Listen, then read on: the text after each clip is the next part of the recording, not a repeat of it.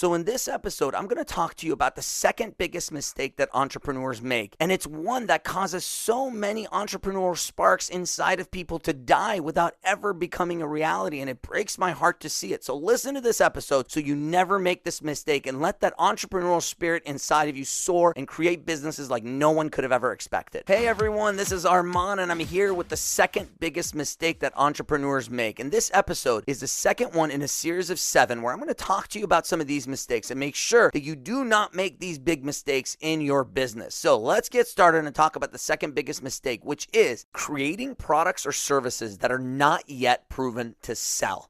Now, this is a critical one because so many businesses die in the early days because they run out of money. And part of the reason they run out of money is because they spent so much time, effort, and money trying to create a product or service, thinking that if they have this fantastic idea, they have to bring the idea to fruition before they can go out there and sell it. And here's what happens. The number one thing that happens is they never actually end up getting the product or service. So their idea dies because it never actually becomes a reality, right? They run out of money, they run out of time, they run out of effort, whatever it is, and they give up. The second thing that happens often is they actually create the product or service. You see people who spend the money that they've saved for a lifetime, and they create this business. They make some great service or a great product, an invention, a website, whatever it is. They bring their idea to life only to find out that no one wants to buy their idea. But here's the thing. They sit there and they say, yeah, but you know what? When I was thinking about this, everyone told me it was a great idea. I just felt like it was going to be a great idea. Why doesn't it work? Well, see, that's the thing.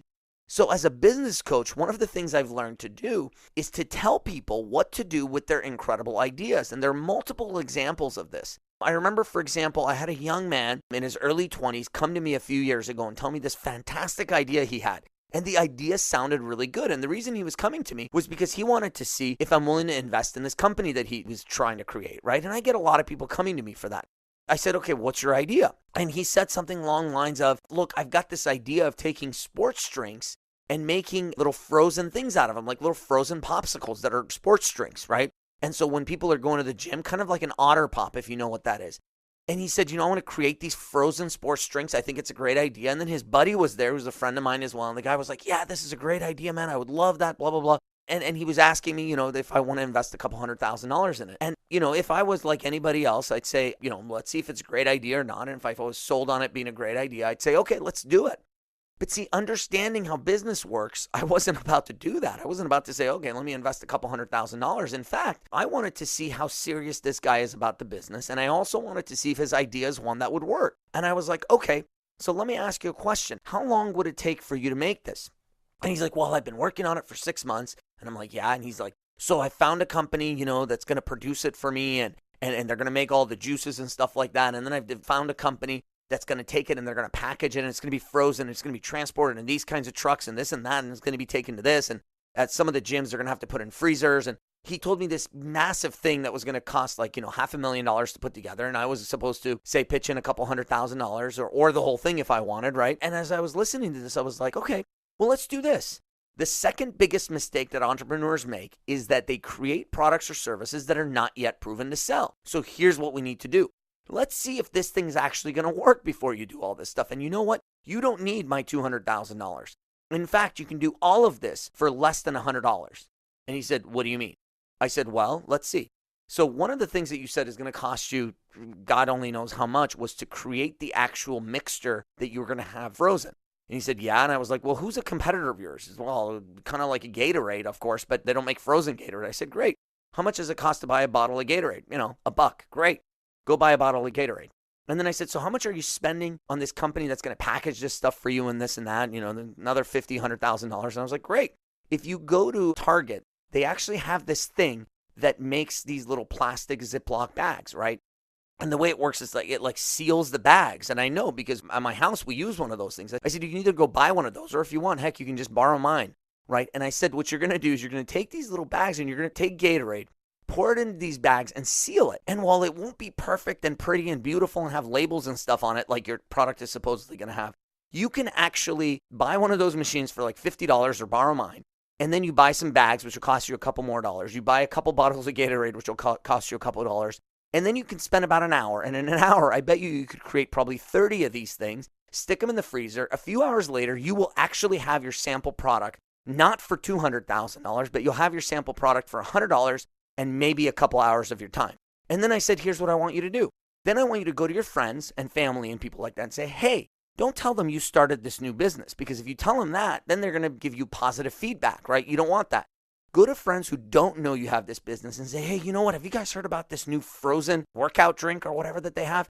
And they'll be like, what do you mean? And say, yeah, I've been getting it. They're awesome. And then I asked him, I said, well, how much is it going to cost? He said, I don't know. He's going to sell them for, say, $2 each. I said, great. Then tell your friends, say, you know what? You just bought a pack of them and they're about $2 each, and you bought like a 10 pack. And if they're interested, say, you'll sell them a couple of them if they want to try it out.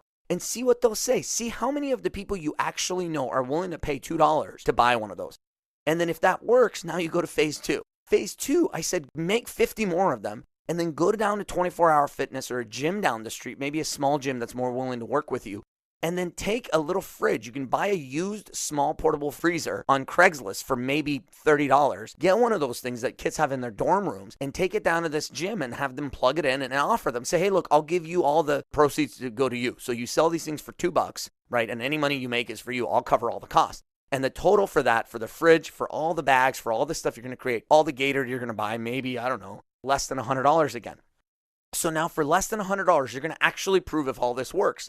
And if it all works and these go flying off the shelf and the 50 sell, right, and you can prove that this stuff works, now come back to me. And not only am I happy to give you $200,000, but I'll tell you what, if today I was going to invest $200,000 in your company, you'd have to give me like 70% of your company. However, if you prove to me that it has worked, not only will I give you $200,000, but at that point, you might even be able to convince me that I only get 10% of the company for $200,000 because your idea is not as risky. So see, if you're listening to this podcast, what I want you to understand is so many entrepreneurs make the mistake of producing products and services that are not proven to sell. And sometimes you're going to say, well, Armand, it's not as easy as the little frozen drink. First of all, let me tell you, I've worked with thousands of entrepreneurs and hundreds that I've coached. And in almost every single case, there is a very, very simple way of doing it. You don't need to go out there and build this massive thing. In fact, sometimes what you can do is pretend like you have the thing you have and then try to sell it and see if anyone's willing to buy it. So if you come up with some brilliant idea, let's say you come up with an idea for something that you think is going to revolutionize the industry, great. Pretend like you have it, get on the phone, open up the Yellow Pages or wherever you get your leads, start calling up potential buyers and pretend like you already have this thing, right? And sell it to them and see if they're willing to buy it for the amount that you say. And if you get some people who are interested, okay, well, you're going to have to tell them that unfortunately you're currently out of it and then go create it. And sometimes it could be even a service. It doesn't have to be a product, right? So for like my marketing company, often we have ideas for these new services we want to offer. But instead of going out and building it and creating all the systems, we just tell some of our current clients that, hey, we have this thing, and see if they're interested. And if they say, yeah, we'd be interested in paying $2,000 a month for that, I'm like, okay, well, we can't do it for you for another 2 months, right? And that gives us 60 days to go out and create this service. So what you want to make sure is that you are not creating services or products that are not yet proven to sell. Don't go out there, spend money and time trying to create this massive thing. I see this with websites all the time, for example. People have these ideas for websites. They're like, it's a new dating site, right? And it's going to do this and it's going to do that. And it's going to be just like Tinder, but instead of swiping left and right, you're going to swipe up and down. And that is going to revolutionize the industry. Why? I don't know, but that's their idea.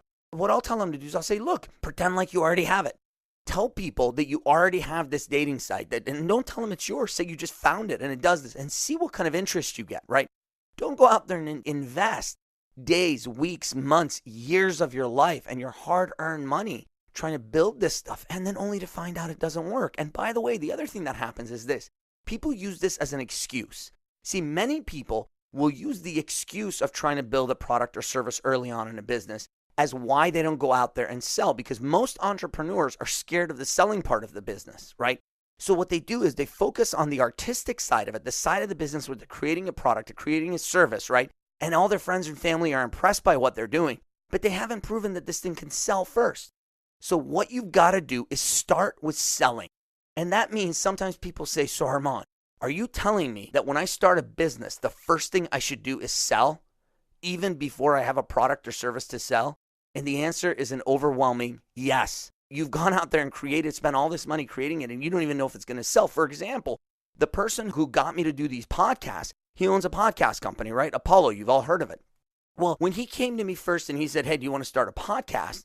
Let's say if I was working with him and he was going to offer me some new service. If he's smart, what he would do is he would offer me the service before he's actually gone out there and spent all the time, the money, and the effort creating it, right? Because you never know. Is this something that could even work? Are people going to be interested in this service? Because the way that Sherwin Janabian is doing podcasts is revolutionary. It's different than what anyone else is doing, right? You can hear, if you listen to this podcast compared to any other podcast, the quality of the sound, the quality of the various things that go along with this thing are unlike what anyone else is doing. And there are 100 other things about it that's totally revolutionary. But see, he had no idea if anyone was willing to pay for this or not, because most podcasts are recorded on a phone or on a computer microphone, right? Not professionally like the way this podcast is done, unless it's the super, super high-ranking podcasts that have been around for years and are top ranked. But see, the thing is, he was smart enough to see if there was any interest in it first before he went out and created the systems. And that's what you got to understand. Another friend of mine the other day, he has a business and he came to me and he just gone out and he'd made an $11,000 investment in some inventory. And the inventory was for a specific product. I haven't gotten his permission to mention it, so I won't say specifically what it is, but it's a product that he can buy for about $1 that's selling on Amazon for about $20, right? And he said, well, I've invested $11,000 and this is a coaching client of mine. And he's coming to me after having spent the $11,000, which already pisses me off because if you're my coaching client, you better run this stuff by me first. So he comes to me and he says he's made this $11,000 thing and he got these things and they're $1 each and he's going to sell them on Amazon for $20 each. And I was like, how do you know they sell? Well, other people are selling them. How do you know how much of them you're going to be able to sell? Well, I don't know. I just know, right? I just have a good feeling about this. Well, forget the good feeling. I'm like, why didn't you do a test run of this? He's like, well, because if I'm going to get this price, I had to buy 10,000 of these things. And I'm like, but why did you buy 10,000 of them? Why didn't you go find a place where you can buy 10 of them? He's like, well, then I would have had to pay $20 each. I said, well, who cares? Even if you pay $25 each, wouldn't it be better to buy 10 for $25 each? That'll cost you a total of $250 and then put them on Amazon and see if they sell. So how are you going to sell it? And you might say, well, I'm going to price them at $15 and that'll beat the competition. I said, great. Buy them for $25, put them on Amazon for $15 each. And if the 10 that you have fly off the shelf in the first day, then you know you might have a product that you can sell. Because if you do the numbers here, let's do the numbers and see how fast he'd have to sell these to actually make it worthwhile. So let's look at this. If you can sell 10 a day, let's see how long it takes to sell 10,000 of these. It would take 2 years and 9 months. Think about that. That's a 10 a day, 7 days a week. It would take you 2 years and 9 months. So almost 3 years is what it would take. Would it be worth a $250 investment to find out if that's true? Now, here's the thing. Is that even a reasonable investment? Should you buy a product that's going to take you 3 years to sell? In my world, I would say, no way I'm ever making that investment. However, if he's buying them for $1 and selling them for $15, now he could technically get his money back sooner. So now let's see, how many would he have to sell in a certain period of time in order to make sure that he at least gets his initial investment back? So his initial investment is $11,000. So if we take his initial investment of $11,000 and divide that by $15 each, it means he would have to sell 733 of these in order to at least get his investment back, right? Now, if he can sell 10 a day, which by the way, I don't know if this product can possibly sell 10 a day or even get close to it. I'm just randomly pulling that number out of the air. I think if he sold 10 a day, he'd be in really good shape. But if he sold 10 a day, that means that he would get his money back in 73 days, right? Now, he also has to put in the order, which takes a month and a half. So you're talking about 4 or 5 months before he can get his initial investment back. And the question is that a worthwhile investment? Now, in this case, if he proved that he can sell 10 a day, I'd say, yes, that is a good investment. And as a coach, I'd say, go out there and do it. Even though it's going to take him 3 years to get all his money back, it's okay because within the first 4 months, he'll get his initial investment back. And then from then on, there isn't anything else. Now, I'm leaving out all this stuff with the cost of shipping and the cost of handling and all that. So let's ignore all of that. Now what you get to is another factor, because what if he can't sell 10? What if he can only sell 5? See, if he can only sell 5 a day, now what you're doing is you're pushing this thing out so that he can't get his money back for about 6 months, 8 months, 9 months, right? What if he only sells 2 a day? Man, now we're in trouble. See, he's never even going to be able to get his money back. And to go through 10,000 of these things, it's going to take him over 10 years. So the reality is, in any business, before you create a product or service, you must first prove that it works. So if you're listening to this out there and you have a business and you've got some new ideas in your business, awesome. Run it by your current clients or do some cold calling and try to sell this thing even though you don't have it yet. It doesn't matter. If people are dying to buy this thing from you, then you better get out there as quickly as possible, create it, and make it available to them. You're going to see that most of the ideas people have, unfortunately, just don't work. But let's find out they don't work before you put money and time into it. And especially if you're an entrepreneur who's trying to start a business, this is critical.